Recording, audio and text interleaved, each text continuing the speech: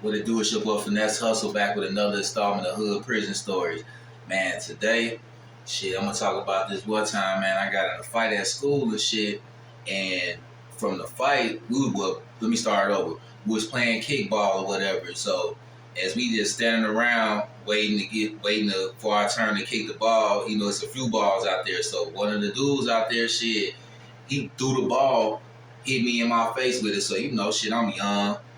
Motherfucker, I'm embarrassed and shit. Motherfuckers laughing at me, all type of shit. So I waited until he bent down to grab the ball, and shit, I kicked the ball and hit him in his face like he did me. So now shit, I feel like we even. So everybody laughing, whatever. The day go on, we go back inside. I get called to the principal office.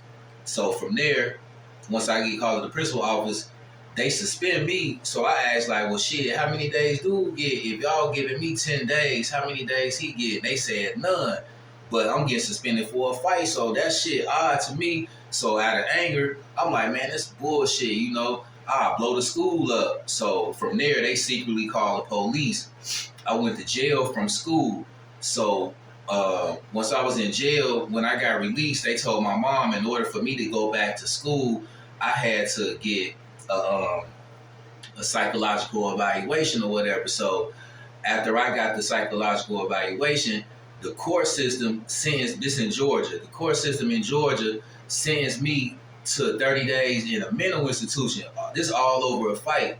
So once I get to the mental institution, it was cool. I'm in there. It's kids in there and shit like that or whatever, right? Some kids older than me. I'm not a teenager yet, so I'm probably like, I'm gonna say 10, 11, going to the spot or whatever. So I'm in there, and once I get there, it's cool. I'm in there with kids, some of them my age, some of them a little older than me. So the dude that was in my room, he was a white dude and shit. We was cool at first. This when Polo was like heavily in style, and Tommy Hill Tommy Hilfiger was heavily in style and shit. So he had a bunch of the Tommy Hilfiger shirts. I had a few.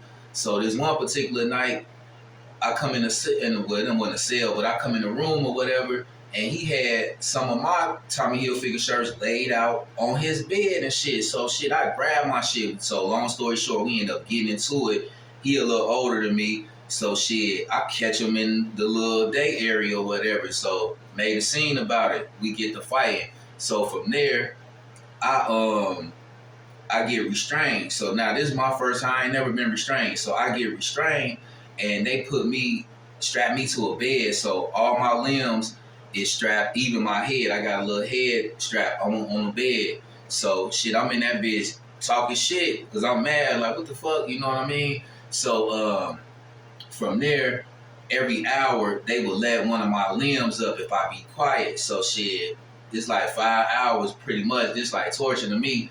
So from there, they sent me to a state mental institution in Savannah, Georgia. I think it's called like Georgia Regional. So when I get to Georgia Regional Hospital, it's a whole different ball game. It's kids there. They got them in age group. It's kids there, and then they got adults, but they got the kids separated for the most part, like in the living quarters. So it's little kids, and then they connected with the girls. It's like a little hallway. Then on the other side of the same building is like preteens and teens and shit. So they sent me with the preteens. So I was over there with the preteens. But when we go, like, so when you first get there, you don't go out your building to eat. But once you there for like a week or so, they let you go to the bigger dining hall area. Now you there with people that like real full-blown grown adults, 30, 40 years old, 25, whatever the age group may be.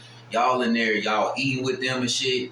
These people crazy. It was a few times like they'll just snap out and shit. So it was a few times shit when I'm in there, I done had to hit one of these grown men, grown women too, with trays, all type of shit, because they'll just snap out because they on their medication or whatever. They trying to get them an SSI check while they in there, and they'll take that opportunity to try to strike out on some kids. You know what I'm saying? So one particular time I was on a unit or whatever, and I was eating there with my group, because certain days, like if you miss it, you will have to eat in a on your unit. So I was eating on my unit, and I went to get some water out the water fountain, and this kid, my age, this nigga, he bites me in my chest or whatever. So naturally, I'm gonna fight him off. So I fight him off or whatever.